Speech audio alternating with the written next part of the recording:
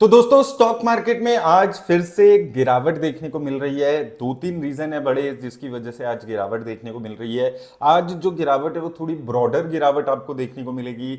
Nifty 50 index, next 50 index, mid cap, small cap, हर जगह गिरावट देखने को मिल रही है। पीएसयू बैंक्स का बुरा हाल है, बैंकिंग सेक्टर का आज बुरा हाल है। उसमें दो तीन बड़े रीजन है। सबसे पहले तो यूएस और ईरान की जो नेगोशिएशन चल रही थी वो फेल होती हुई नजर आ रही है।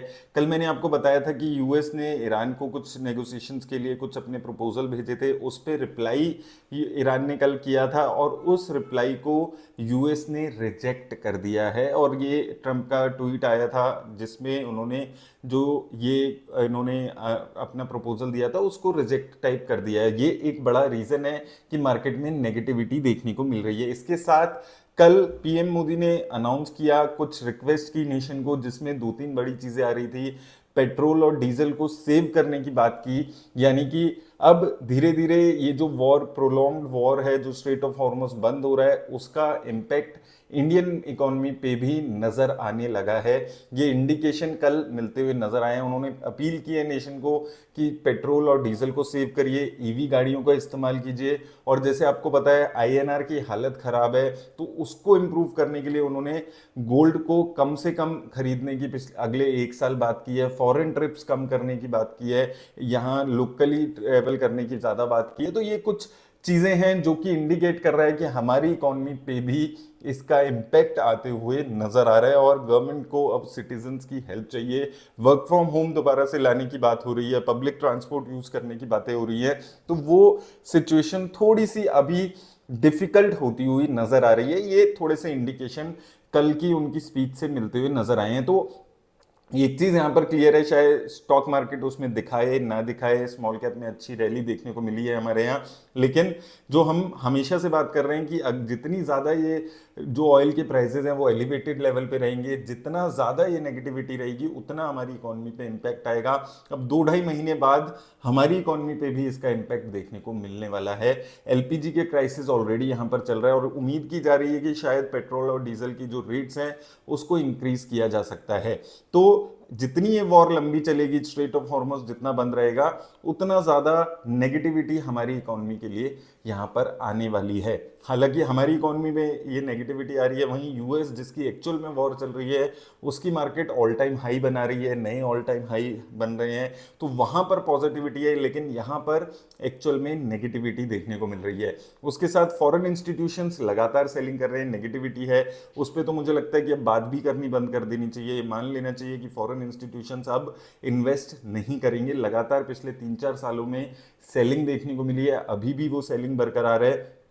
तो फॉरेन जो इंस्टीट्यूशंस हैं वो हमारी इकोनॉमी में अभी इंटरेस्टेड नज़र नहीं आ रहे हैं। तो वो चीज़ आपको यहाँ पर समझकर चलनी होगी कि अगर इन्वेस्ट कर रहे हैं तो अपने भरोसे इन्वेस्ट करिए। अभी स्मॉल कैप में, मिड कैप में तेज़ी है, उसका एक ही रीज़न है कि अभी रिटेल इन्वेस्टर्स, सिंस मार्केट में क्रैश आया था तो रिटेल इन्वेस्टर्स जो अभी तक इन्वेस्ट नहीं कर रहे थे वो थोड़ा सा बढ़ चढ़ कर इन्वेस्ट कर रहे हैं। थोड़े से ऑपरेटर्स एक्टिव हो गए हैं स्मॉल कैप मिड कैप में, तो वहाँ से इसलिए तेज़ी देखने को थोड़ी सी मिली है। जो हमारे इंडेक्सेस हैं स्मॉल कैप मिड कैप, ये अपने लगभग ऑल टाइम हाई के आसपास पहुंचते हुए नजर आ रहे हैं। उसका एक ही रीजन है, फॉरेन इंस्टीट्यूशंस, डोमेस्टिक इंस्टीट्यूशंस जो मेजरली लार्ज कैप कंपनीज में इन्वेस्ट करते हैं वो अभी इन्वेस्ट करते हुए नजर नहीं आ रहे। तो ओवरऑल थोड़ी सी नेगेटिविटी हमारी मार्केट के लिए ओवरऑल यहाँ पर बनी रह सकती है।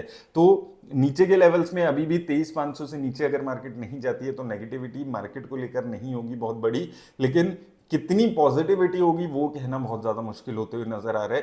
क्योंकि हो सकता है कंसोलिडेशन ये ऐसे ही चले, ऊपर के 24,800 के लेवल्स हैं जहां पर रेसिस्टेंस देखने को मिला है, तो ऊपर 24,800, नीचे 23,500, अभी ये एक रेंज बन गई है जिसमें मार्केट मूव कर रहा है। अभी पिछले 1.5-2 हफ्ते में तो 24,300, 23,800, 900 आती है, फिर 24,300, 400 जाती है। इसी रेंज बाउंड में निफ्टी इंडेक्स चलते हुए नजर आ रहा है। तो जैसे हम पहले भी बात करते हुए आ रहे हैं, डाइवर्सिफिकेशन मार्केट में इसीलिए ज़रूरी है। हर तरीके की equity, debt, foreign equity, gold, वो सारी डाइवर्सिफिकेशन होपफुली आप यहाँ पर करके चल रहे होंगे। सिर्फ एक इक्विटी में पैसा सारा लगा रहे होंगे तो थोड़ा सा प्रॉब्लम यहाँ पर आ रही होगी। लेकिन अभी भी ये नहीं है कि आपको बेच के निकल जाना है, भाग जाना है मार्केट से, क्योंकि असली रिटर्न्स जो हैं वो या तो यहाँ पर इक्विटी में ही आपको बनती हुई नजर आएगी, अभी नहीं तो 6 महीने, 8 महीने, साल भर बाद। लेकिन ओवरऑल जब ये चीज़ें इंप्रूव होंगी तो इक्विटी में एक अच्छी ह्यूज रिटर्न्स आपको देखने को मिलने वाली है। तो थोड़ा सा पेशेंस रखने की ज़रूरत होगी अभी। इसलिए हम हमेशा बात करते हैं कि इक्विटी में अगर आप इन्वेस्ट कर रहे हैं तो लॉन्ग टर्म के लिए इन्वेस्ट करिए, लॉन्ग टर्म के परस्पेक्टिव से ही आपको यहाँ पर पैसे लगाने की ज़रूरत है। और अगर इन्वेस्ट कर रहे हैं लमसम में भी अगर पैसा कभी लगाते हैं तो सारा पैसा एक साथ नहीं लगाना है, थोड़ा थोड़ा करके अपने पैसे को डिप्लॉय करना है। ये 2-3 की चीज़ें हैं जो हर मार्केट कंडीशन में आपको हेल्प करेगी। यहाँ से जैसे हम पिछले 1 महीने से बात कर रहे हैं, यहाँ से पैसा जो ज़्यादा रिटर्न्स बनेगी वो स्मॉल कैप में, मिड कैप में ज़्यादा चांसेस है बनने की, क्योंकि फॉरेन इंस्टीट्यूशंस अगर ऐसे ही सेलिंग करेंगे तो बहुत मुश्किल है लार्ज कैप कंपनीज में रिटर्न्स आना। उसके साथ लार्ज कैप कंपनीज की अर्निंग्स की और प्रॉफिट की ग्रोथ भी अभी लगभग नील के बराबर हो चुकी है, तो वहाँ से भी कुछ पॉजिटिविटी निकल कर नहीं आ रही है। तो इन चीज़ों का ख्याल रखिए और मार्केट में थोड़ा सा कॉशियस होके इन्वेस्ट करते रहिए। मेरी तरफ से इतना ही, धन्यवाद।